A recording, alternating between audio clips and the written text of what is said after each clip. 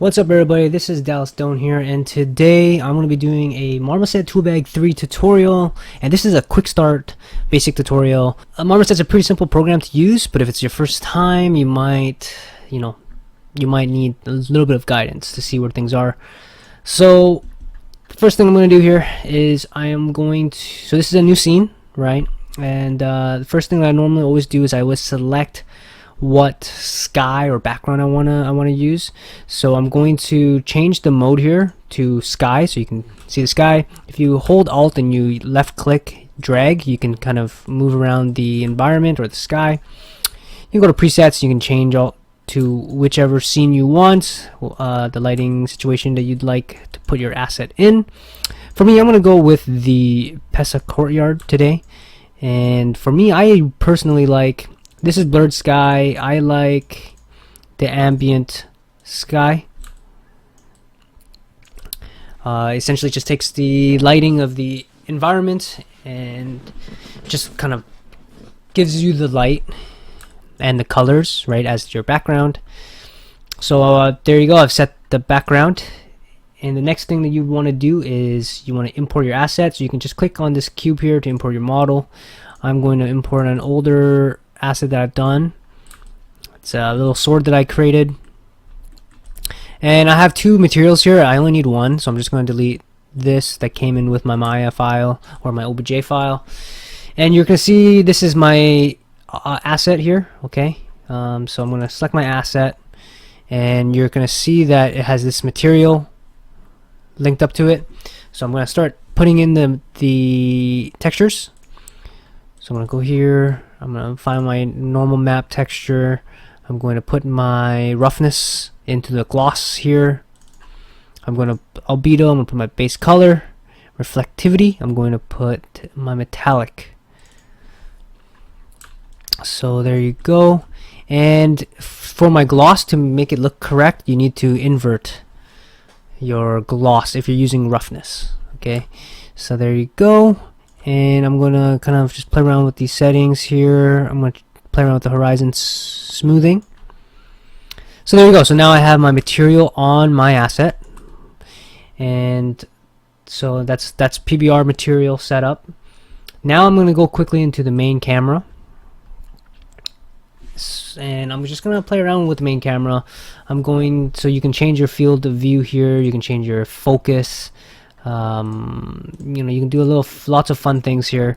For me, I like to just turn on depth of field, and if you hold control and you middle mouse click, it kind of controls where you want your focus to be. So let's say for this shot I want it to be focused on here, and I'm just gonna play around with the settings. So I'm just gonna play around with the far blur here so that it doesn't blur too much. Near blur here, I'm just gonna kind of blur things out just a little bit, but not too much. There you go. So now if I go here, you're gonna see it kind of blurring out. So I'm just gonna go like that. So let's say I'm happy with that. So that's the depth of field, and I'm going to go to post effect. I'm gonna put the vignette on there. So I'm going to put a little vignette, soften it a little bit, right? Kind of give it that nice little look. You can add grain if you'd like. I don't normally like adding grain, but you can. And then once you kind of play around with your depth of field, get your vignette, you can quickly go to render, right? And here you can kind of set everything that you want.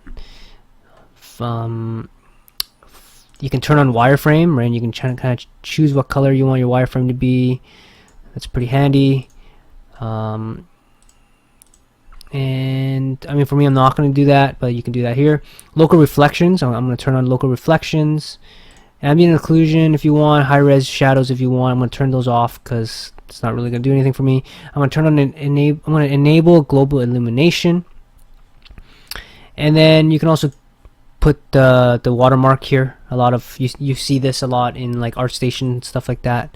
People putting the watermark on their image. So now that you've kind of set up your scene, you like how it looks. I'm just gonna focus here. You can go to capture, right, and you can capture your image, I'm gonna go image and open. So capture image and open. There you go. So that's my render. It's set to, I believe, so if you go to settings, you can see the width and height, the sampling, the format you want, transparency. These are your settings for your video. So there you go. So that's a quick render, right? So now let's say you want to do a turntable.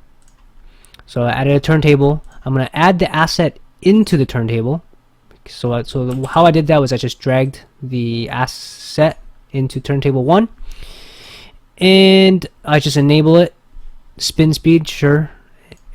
In rendering, you can do the exact same thing, and then you just go to video, select your settings, right, and then you auto open afterwards if you want. So I'm just going to quickly do this, and I'll show you the results. Alright, so this is just kind of the quick turntable here, the little quick video. Obviously I need to fix the framing, it's completely out of frame, but that kind of gives you a good idea of how it looks. So yeah, so that's the quick little guide here for some Marmoset Toolbag 3. If you like the video, please give it a thumbs up and subscribe to the channel. If you want to help to support the channel financially, you can go to www.patreon.com/DallasDone. That is www.patreon.com/DallasDone. Thank you for your time. Until next time, stay awesome.